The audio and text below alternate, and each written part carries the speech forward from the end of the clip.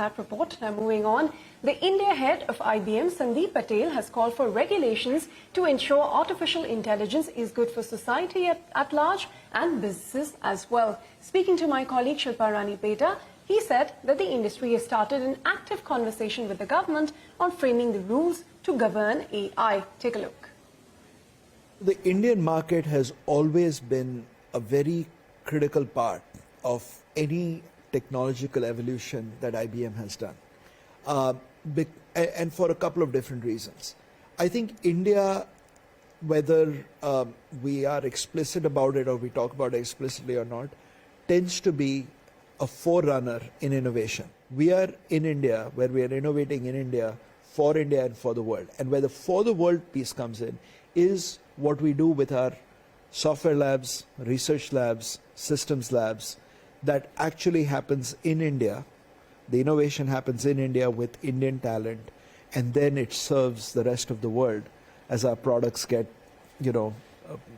sold and used by clients around the world. And I think Watson X also, a lot of the development happened in India. There was a big chunk of the development that actually happened. It's a global process, but a lot of our software and research labs in India were very much involved in both the design and development of the Watson X assets that we've developed. You spoke about AI for good, and you said, it can be dangerous if it's not done in the right way, and that could be dangerous for you as a business as well.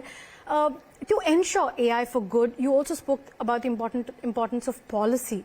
So I want to understand in India whether we're talking about norms, to enable AI for good. What's the importance of that at a policy level in India? Where are we at? Are you talking to the government in terms of setting up better regulation around this? So short answer is yes, it's very important for policy and some of the norms to evolve to ensure that the technology is used for the good of the society at large and for businesses and enterprises appropriately. Some of the dialogue is starting. If you look at some of the elements that have come out of the G20, there is a very conscious recognition of the fact that ethical AI is important to drive not just for India but for the world, right? We have been very active in that dialogue.